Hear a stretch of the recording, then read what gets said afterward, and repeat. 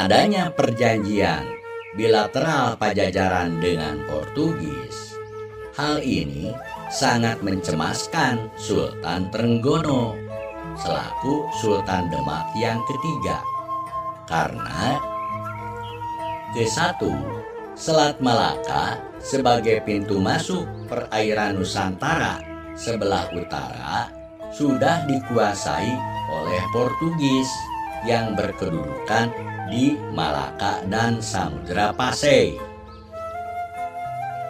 Yang kedua, di Pelabuhan Banten dan Sunda Kalapa akan berdiri benteng Portugis.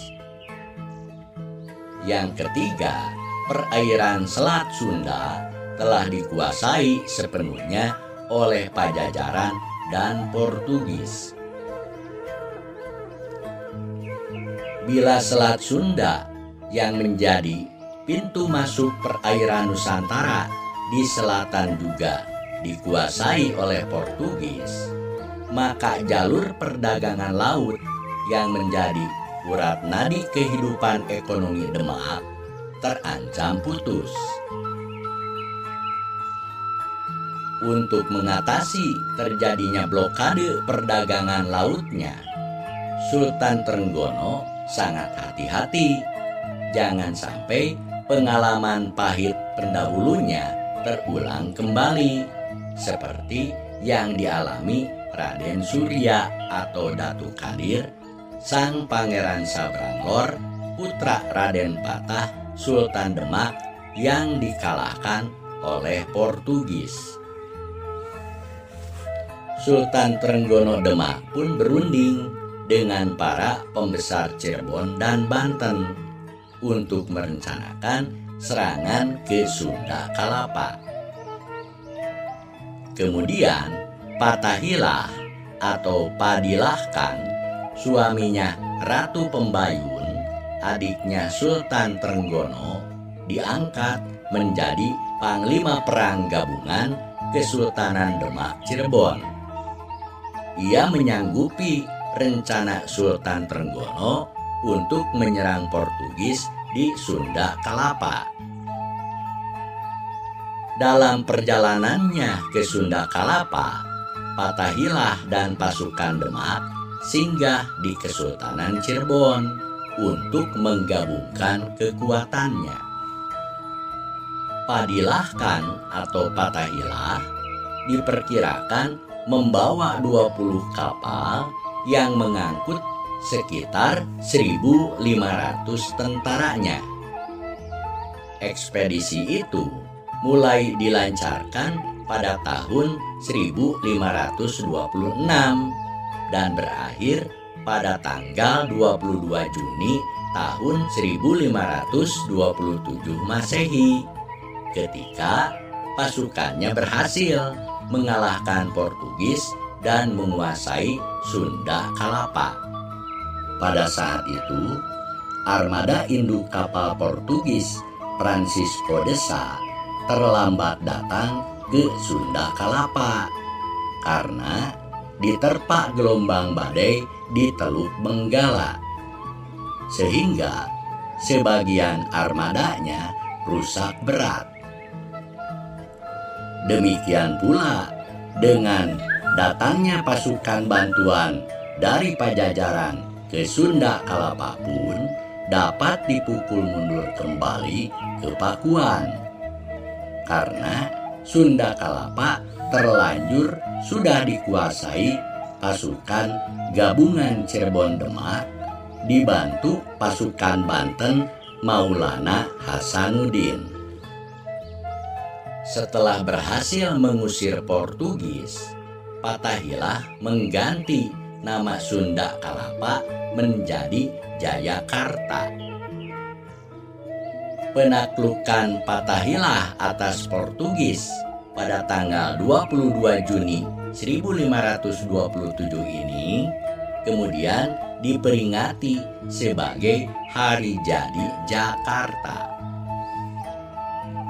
Ketika Prabu Siliwangi, Sri Baduga Maharaja Pajajaran, Jaya Dewata Sang Pamanah Rasa, wafat pada tanggal 31 Desember 1521 Masehi, maka Sultan Trenggono justru baru naik tahta dengan gelar Sultan Ahmad Abdul Arifin.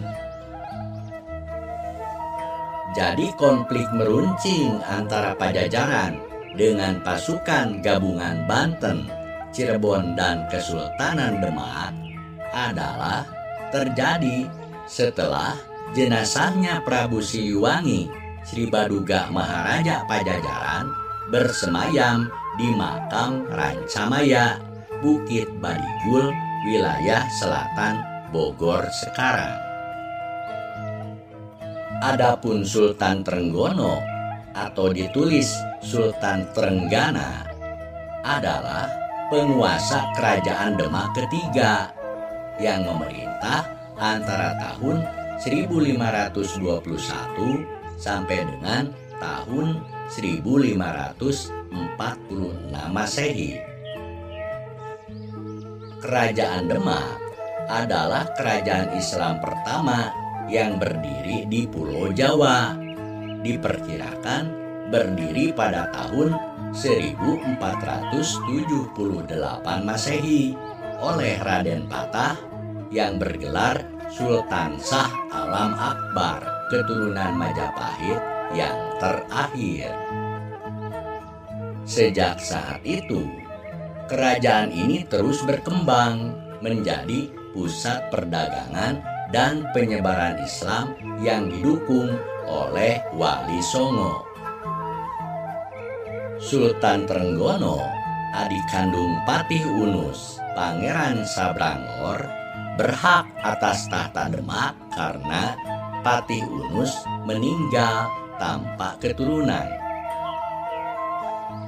Sultan Trenggono mempunyai beberapa anak, di antaranya Sunan Prawoto yang nantinya menjadi penguasa Demak keempat. Lalu Ratu Kalinyamat, Ratu Mas Cempaka yang nantinya menjadi istri Jaka Tingkir, dan Pangeran Timur. Pada tahun 1522, Sultan Trenggono mengirim pasukan Fathahilah ke Banten dalam rangka perluasan wilayah sekaligus menggagalkan upaya Portugis untuk mendirikan benteng di Sunda Kelapa. Armada Demak di bawah pimpinan Padilahkan atau Fathahilah setelah menguasai Banten, Sunda Kelapa, dan Cirebon, usaha untuk memperluas wilayah kekuasaan Demak terus dilakukan hingga Jawa Tengah bagian selatan dan Jawa Timur. Pada tahun 1527 itu pula, pasukan Demak di bawah pimpinan Sunan Kudus berhasil menaklukkan kerajaan Majapahit, lalu berhasil juga menguasai wilayah Madiun, Tuban, Gresik, Surabaya, dan Malang. Akhir hidup Sultan Trenggono gugur dalam upayanya menaklukkan Pasuruan pada tahun 1546. Setelah meninggalnya Sultan Trenggono, terjadi perang saudara antara Sunan Prawoto, Raja Demak keempat, dan Pangeran Sekar Sedo Lepen. Perebutan kekuasaan di antara pengganti Sultan Trenggono inilah yang menjadi faktor kemunduran sampai akhirnya Kesultanan Demak runtuh pada tahun 1568 Masehi. Sedangkan Padilahkan atau Fathahilah alias Paletehan merupakan panglima pasukan gabungan Demak Cirebon yang memimpin penaklukan Portugis di Sunda Kelapa pada tahun 1527. Setelah mengusir Portugis, ia mengganti nama Sunda Kalapa menjadi Jayakarta, yang berarti kota kemenangan. Nama Paletehan didapat dari orang Portugis bernama Joao de Barros dalam bukunya yang berjudul Décadas da Ásia. Namun ada yang menganggap bahwa Patahila dan Sunan Gunung Jati itu adalah orang yang sama.